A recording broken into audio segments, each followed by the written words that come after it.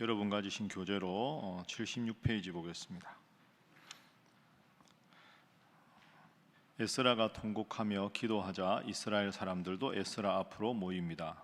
그때 스가랴도 함께 회개하며 에스라의 공동체 정화운동에 적극적으로 참여합니다.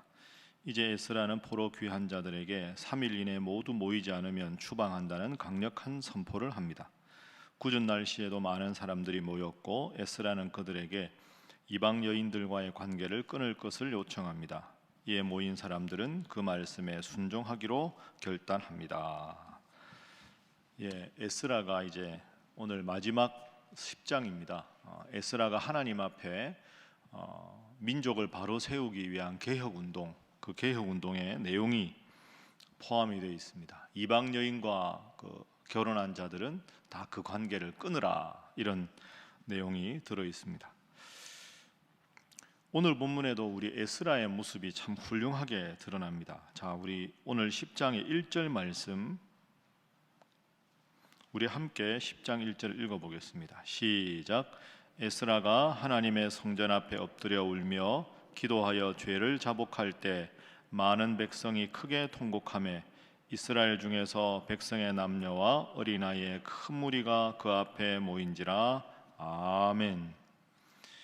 에스라가 지금 하나님 앞에 나와서 통곡하면서 기도합니다. 에스라가 왜 하나님 앞에 통곡하면서 기도했는가? 우리가 살펴본 대로 1차로 포로로 귀환한 후에 80년 후에 에스라가 2차로 이제 백성들과 함께 포로에서 돌아옵니다. 돌아왔으면 하나님을 잘 섬겨야 될 텐데 하나님을 여전히 섬기지 않고 이방신을 섬기는 현실을 너무 가슴 아파해서 1절에 많은 백성들 앞에서 죄를 자복하고, 그러니 많은 백성들이 에스라와 함께 통곡을 합니다. 에스라는 지금 하나님 앞에 이 민족이 바로 서야 하는데 서지 못하는 상황을 너무 가슴 아파해서 하나님 앞에 스스로 먼저 죄를 자복하고 백성들도 함께 통해 자복합니다. 6절 말씀에도 보면 이에 에스라가 하나님의 성전 앞에서 일어나 엘리야십의 아들 여호야난의 방으로 들어가니라. 그가 들어가서 사로잡혔던 자들의 죄를 근심하여 음식도 먹지 아니하며 물도 마시지 아니하였다. 금식 기도를 했다 하는 거죠. 에스라가 이 백성들의 죄를 용서하시고 이방 신을 섬기는 죄를 사하시옵소서 하고 금식 기도를 했습니다. 에스라가 참 훌륭한 사람이죠. 제가 여러분 지난번에 7장 설교할 때 말씀드렸는데요, 앞에 한번 보시죠. 7장 6절 한번 보십시오. 에스라가 2차 포로 귀환의 지도자로 올 때 7장 6절에 에스라를 소개하는데, 이 에스라가 바벨론에서 올라왔으니 그는 이스라엘의 하나님 여호와께서 주신 모세의 율법에 익숙한 학자다. 학자라 하는 표현이 나왔죠. 10절에 보면 구체적으로 에스라는 율법을 연구하고 준행하고 가르치는 일을 잘한 사람이다. 그러니까 에스라는 아주 훌륭한 학자였습니다. 그런데 오늘 10장 1절에 보니까 기도하고 또 6절에 보면 통해 자복하며 금식 기도했다. 그러니까 에스라는 두 가지를 아주 균형 잡히게 잡고 있는 사람입니다. 그러니까 하나님의 말씀을 열심히 연구하고 가르치는 일도 잘하고, 그렇다고 이렇게 말씀을 가르치고 이해하고 이것만 잘한 게 아니라 하나님 앞에 간절하게 기도하고 눈물을 흘리고 통해 자복하고 또 금식 기도까지 할 정도로, 흔히 말하면 경건한 삶과 학문적인 것, 이 두 가지를 균형 잡힌 그런 아주 훌륭한 지도자였다 하는 거죠. 그래서 오늘 첫 번째 기도 제목은 균형 잡힌 성도로 살게 하소서 하는 것입니다. 균형 잡힌 성도로 살게 하소서.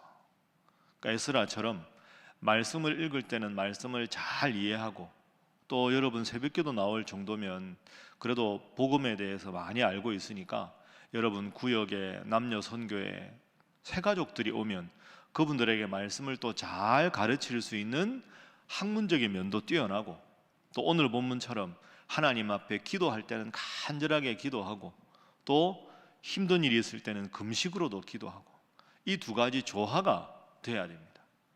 그래서 제가 우리 교회가 참 좋은 교회다 이렇게 생각하는 것이, 우리 교회는 뭐 지금은 못하지만 이렇게 말씀 사경회나 금요 부흥 기도회 할 때 박수 치면서 찬송 부르고 뜨겁게 통성으로 기도할 때도 잘 하시고, 새벽에는 말씀 읽은 다음에 차분하게 기도할 때도 잘 하시고, 말씀 속으로 성경 공부도 열심히 참여하고, 기도할 때는 또 간절하게 눈물로 기도하고, 이걸 함께 조화롭게 에스라처럼 가지는 게 참 중요합니다.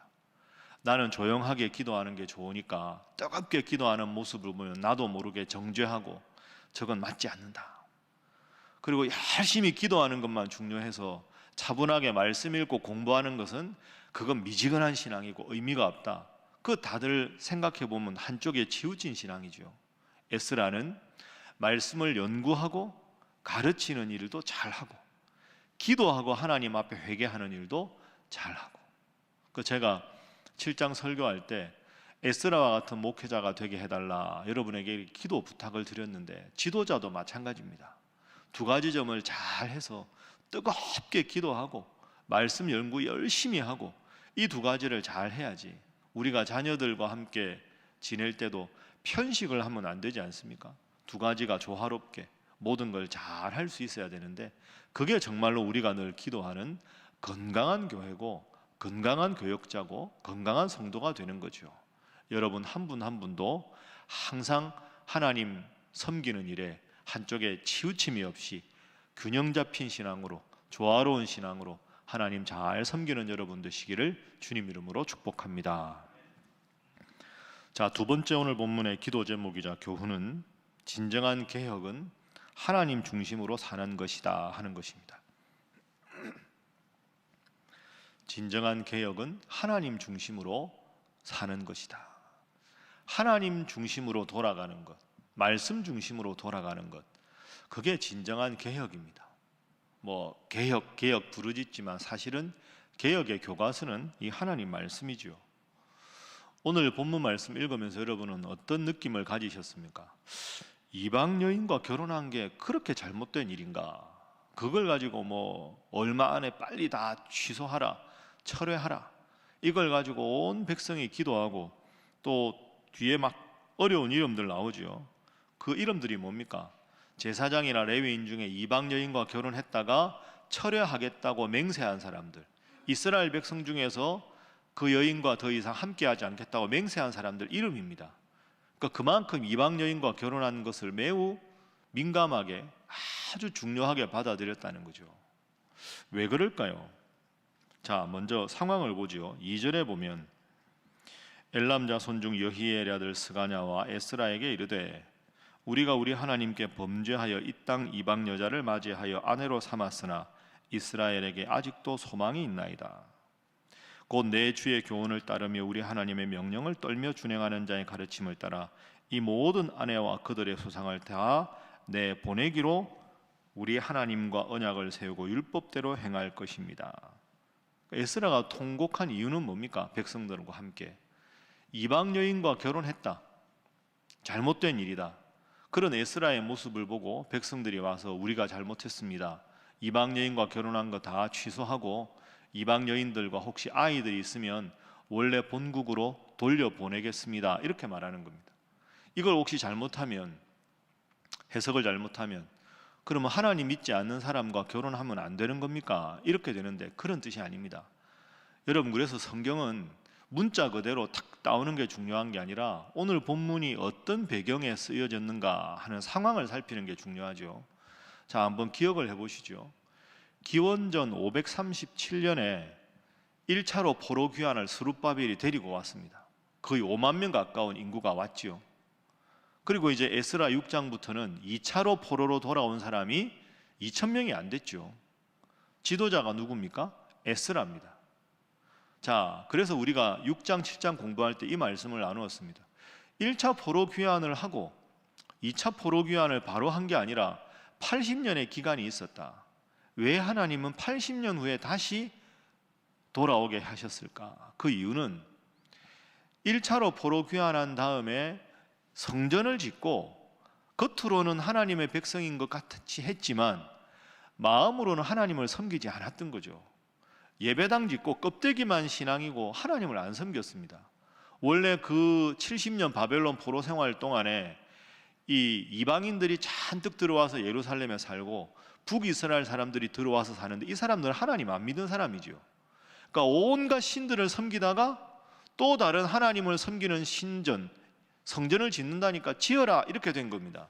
하나님만 믿는 사람들이 아니었죠. 그러니까 80년 후에 에스라가 들어와서 한 일은 뭡니까? 예배당만 지었다고 하나님의 사람이 되는 게 아니다. 말씀을 배우고 가르치고 살아가는 게 중요하다. 그래서 우리가 에스라 6장 7장에 보니까 레위인이 한 사람도 없었다 이런 기록이 나오죠. 이게 충격적인 거 아닙니까? 성전을 지었는데 레위인이 없으면 누가 하나님 앞에 드리는 제사를 돕고 누가 하나님 말씀을 가르칩니까? 그래서 80년 만에 돌아온 에스라가 부랴부랴 한 것이 레위인들을 임명하는 겁니다. 야, 안 된다. 예배당만 짓는 게 중요한 게 아니라 하나님 말씀대로 살아가는 게 중요하다 해서 이제 쉽게 말하면 교역자들을 다 임명을 한 거죠. 교역자를 임명하고 에스라가 딱 보니까 더 심각한 문제가 있다는 겁니다. 이방 여인과 결혼했다는 건 무슨 뜻일까요? 이방 신들을 여전히 섬겼다 이런 뜻입니다. 그러니 하나님 잘 섬기기로 마음의 결단을 하고 포로 생활에서 돌아왔는데 하나님을 여전히 섬기지 않습니다. 이 상황을 그대로 방치하게 되면 또 이 민족이 큰 위기에 빠져서 하나님의 심판을 받을 수밖에 없다. 에스라 입장에서는 이방신을 섬기는 걸 끊어버리고 레위인의 말씀을 듣고 하나님 앞에 말씀으로 바로 서야 한다 이 뜻을 말하는 거죠. 그래서 이방 여인과 결혼해서 행복하게 살아가는 사람들을 무조건 가정을 파괴하라 이게 아니고 이방 여인과 결혼했느냐 안 했느냐는 표면적인 문제고 이방 신을 섬기는 풍속을 제하라 이런 뜻입니다. 그래서 그 여인들은 본국으로 돌려보내지 이 여인들을 죽이거나 뭐 하라 이렇게 말하지 않는 겁니다. 여러분, 에스라가 보기에 이 민족이 바로 서는 것은 하나님의 명령으로 돌아가는 겁니다. 하나님이 가장 미워하시는 것이 우상을 섬기는 일이니 그것을 끊으라 이렇게 말씀하는 거죠. 지금도 우리가 수많은 정치인들이 또 한 달 앞으로 남은 대선을 앞두고 여러 사회 공약과 정책들을 발표합니다. 뭐 특정 후보를 누구를 지지하느냐 하는 것 중요하겠지만 내 정치적인 입장 이전에 우리가 늘 기도할 것은 하나님을 두려워하는 지도자가 대통령이 되게 하시고 하나님께서 이 땅에 살게 하신 국민들이 하나님 잘 섬기는 국민들로 거듭날 수 있도록 하나님께서 원하시는 사회 정의와 사회 개혁이 일어날 수 있는 지도자를 저에게 허락하여 주옵소서. 그게 우리 기독교인들이 이 대선을 앞두고 해야 하는 기도입니다. 진정한 개혁은 몇 가지 정책에 있는 게 아니라 하나님의 말씀으로 돌아가는 것이다. 에스라가 그 방향을 분명하게 잡고 레위인들을 임명하고 이 가정을 거룩하게 하는 일에 최선을 다하고 있습니다. 여러분 늘 이 말씀을 거울 삼아 말씀대로 또 연구하고 묵상하고 가르치는 여러분 다 되시기를 주님 이름으로 간절히 부탁합니다. 마지막 세 번째 기도 제목은 항상 사랑 있는 수고를 하게 하소서 하는 겁니다. 사랑이 있는 수고. 오늘은 이 문장을 한번 기억해 보시죠. 사랑이 있는 수고. 제가 특별 새벽 기도할 때 한번 주제로 삼았던 문장인데요. 한번 따라해 보시죠. 사랑이 있는 수고. 수고를 하는데 열심히 하는데 사랑이 없으면 그건 억지로 하는 거죠. 억지로 하는 건 의미가 없습니다. 사랑이 있어야 하죠. 애정이 있어야 합니다. 사랑이 있는 수고가 행복입니다. 제가 지난 주일부터 이제 이번 주 다음 주까지 행복에 대해서 설교를 한다고 여러분께 말씀드리고 첫 시간 나누었는데요. 행복은 다른 말로 사랑이 있는 수고입니다. 엄마가 그 갓난아이 돌볼 때 밤잠 못 자고 늘 피곤하잖아요. 그런데 그 아기가 한번 빵긋 웃어주는 거, 자는 모습만 봐도 엄마는 행복해하고 그동안의 피로가 말끔히 씻어집니다. 왜? 그 아이를 향한 사랑이 있으니까. 잠 못 자고 아이를 위해서 수고하지만 그 수고가 헛된 수고가 아니죠. 사랑이 있는 수고가 행복한 겁니다. 그러니까 여러분 이 새벽에 하나님 앞에 나와서 기도하는 것, 하나님을 사랑하는 마음으로 밤잠을 줄여가는 수고, 이 하나님께서 여러분을 보고 기뻐하실 줄로 믿습니다. 에스라가 그 왕궁에서 왕의 총애를 받아서 원하는 걸 다 해주겠다는 그 유혹, 그 달콤한 유혹을 물리치고 그 백성들을 대고 4개월간의 강행군 끝에 고국으로 돌아왔습니다. 에스라는 사랑이 있는 수고를 한 거죠. 그러니까 지금도 우리가 에스라서를 읽으면서 에스라를 본받는 겁니다. 하나님을 잘 섬기기 위해서 그 가정에 하나님 중심으로 가정을 새롭게 회복하는 것, 아픈 일이죠. 사랑이 있는 수고입니다. 이걸 통해서 민족이 바로 서게 되는 거죠. 하나님께서 우리에게 주신 직분, 그 직분에 충성하는 것도 사랑이 있는 수고입니다. 오늘 하나님께서 새로운 하루를 허락해 주셨습니다. 오늘 하루 어떻게 살아가시려고 마음에 계획하십니까? 여러분의 한 번의 전화 통화를 통한 기도, 여러분의 위로, 여러분의 권면이 필요한 분들이 누군지, 오늘은 누구를 위해서 내가 섬기고 봉사하는 것이 그분에게 삶의 기쁨이 되고 하나님께 영광이 되는지, 늘 여러분 하나님께 주신 직분과 헌신을 생각하면서 오늘 하루도 사랑하는 수고를 통해서 교회를 세워가고 가정을 세워가고 여러분 사랑하는 분들을 세워가서 하나님께 더 영광 돌리는, 그래서 하나님의 복받는 우리 성도들이 다 되시기를 주님 이름으로 축복합니다. 기도하겠습니다. 하나님, 에스라처럼 균형 잡힌 목회자, 균형 잡힌 성도들 다 되게 하여 주시고, 진정한 변화와 개혁은 하나님 말씀으로 돌아가 말씀대로 살아가는 것임을 기억하고 이 나라를 위해 간절히 기도하는 자 되게 하여 주옵소서. 항상 사랑이 있는 수고와 헌신을 통하여 하나님께 영광을 돌리며 교회를 세워가며 실족하고 힘든 자들을 위로하는 위로자의 사명을 잘 감당하는 우리들 각자가 되게 하여 주시옵소서. 위에서 기도하시고 또 먼 열국에서 특별히 수고하시는 우리 선교사님들 사역을 위해서 다 함께 주님 앞에 기도하겠습니다. 주여 믿습니다. 주여 믿습니다. 주여 믿습니다.